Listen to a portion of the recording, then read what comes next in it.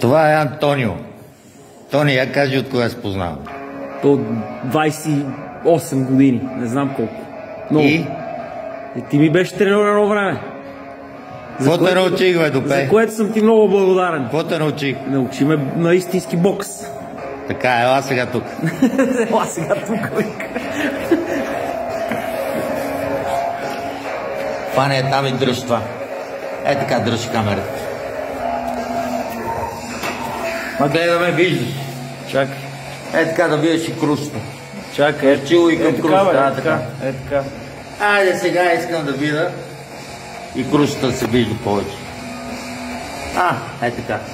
Дали можеш да направиш това, дето аз ще го направя? Ударът ти трябва да е максимално рязък, за да замръзне крушата. Ако е бутащ, тя ще продължи да се удря. Да. Нали така? Да. Айде сега. Така. Как е? Екстра. Айде да видя сега дали ще го направиш. Коя ръка? Коя ти искаш, бе? Мога да удряш как ти искаш. Какво стана, бе, Тони?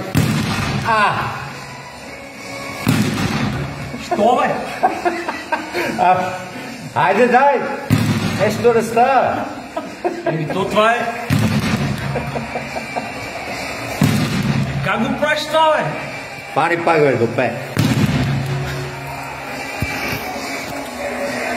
Това ти казвам, че ударът трябва да е максимално рязък. На мен ми е рязък удара, бе. Ти така си мислиш. Явно.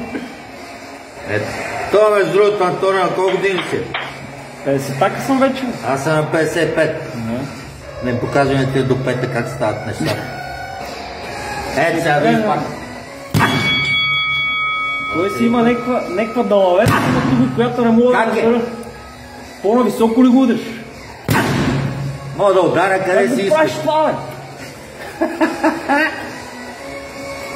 Изправ малко. Това е малко по-зле, да. Как се? Повърви куршета си по-силно. Сега да видиш 10.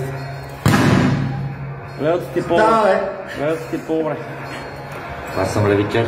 Да, знам. Аз съм едно и също. Сега играем повече правгърд, между другото. Кажи сега, научих ли ти големо днеска нещо? майсторче.